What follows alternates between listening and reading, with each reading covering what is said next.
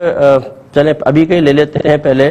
انہوں نے کہا کہ کیا انسان کو معلوم ہوتا ہے اگر وہ قبر میں ہے کہ کون مجھ سے ملنے آ رہا ہے، ماں باپ ہیں، بہن بھائی ہیں، کون ہیں؟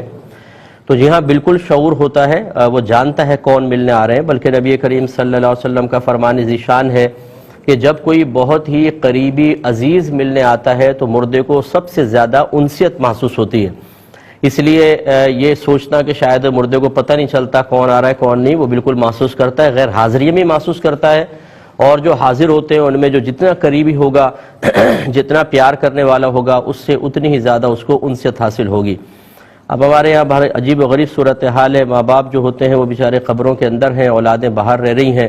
رسمی طور پہ جنازوں میں چہرہ دیکھنے کے لیے تو آنے کے لیے تیار ہوتے ہیں، آ کے اور اس کے بعد سال ہر سال پھر غائب رہتے ہیں. اس کے بعد ماں باپ تڑپتے رہیں قبروں میں، کبھی ان کی قبر کی زیارت کرنے کے لیے نہیں آتے ہیں.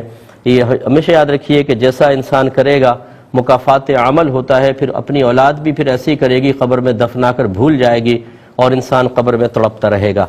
ایسا نہ ہو، ہماری کوئی دعا نہیں ہے خدا نہ خواستہ، لیکن ایک نتیجہ جو میں ہے وہ آپ کو عرض کر رہا ہوں کہ بہت ہی بے حسی کا دور ہے کہ ہم نہ ایصال ثواب کرتے ہیں، نہ ثواب جاریہ، اور نہ قبر پہ آتے ہیں. اگر کوئی باہر سے آتا بھی ہے تو رشتہ داروں سے اتنا ملنا ہوتا ہے کہ قبر پہ جانے کا وقت ہی نہیں ملتا. جب وقت ہی نہیں ملا، بس حتیٰ کہ واپسی کی فلائٹ ہو گئی ہے.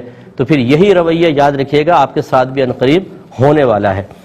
ایک یہ کہتے ہیں کہ قبر میں بعض اوقات چونٹے گھستے ہیں، آتے جاتے نظر آتے ہیں، تو کیا ان کو مار سکتے ہیں؟ اس کے بعد جواب دیتے ہیں ایک مختصر سے بریک کے بعد. بسم اللہ الرحمن الرحیم. ایک یہ کویسچن تھا کہ قبر میں بعض اوقات چونٹیاں یا چونٹے جاتے آتے نظر آتے ہیں تو کیا ان کو مارنا جائز ہے؟ تو جی بالکل جائز نہیں ہے. اگر وہ آپ کے لیے آپ کو کاٹیں، مضر صحت ہوں، یا مطلب غذاؤں کے اندر جیسے کچن وغیرہ کے اندر ہو جاتے ہیں بہت زیادہ کثرت کے ساتھ، تو گنجائش نکلتی ہے. لیکن قبر میں آ رہے جا رہے ہیں ان کو نہ ماریں. ماریں گے بھی تو کتنوں کو مار لیں گے آپ؟ وہ باز نہیں آئیں گے. جن کو اللہ نے مقرر کیا ہے وہ ضرور قبر کے اندر جاتے آتے آپ کو نظر آئیں گے. تو ہمارا مشورہ یہ ہوگا کہ نہ ماریں. ہر چیز، ہر جاندار چیز اللہ تبارک و تعالی کا ذکر کرتی ہے. ہم ایک جہت سے تو یہ دیکھ رہے ہیں کہ شاید یہ مردے کو کاٹیں گے یا تنگ کریں گے، لیکن دوسری جہت سے بھی دیکھیں جتنے چونٹے چونٹیاں ہوں گی یہ اللہ کا ذکر کریں گے، اللہ کا ذکر کرتے ہوں گے تو رحمت نازل ہوں گی. اس سے مردے کو بھی انشاءاللہ فائدہ پہنچے گا.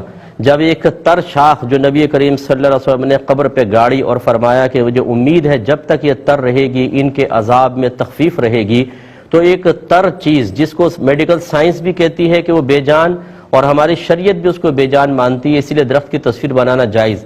لیکن پھر بھی میرے آقا صلی اللہ علیہ وسلم نے خبر دی کہ وہ شاخ ذکر الہی کرتی ہے تو جاندار چیز تو بدرجہ اولا کرے گی.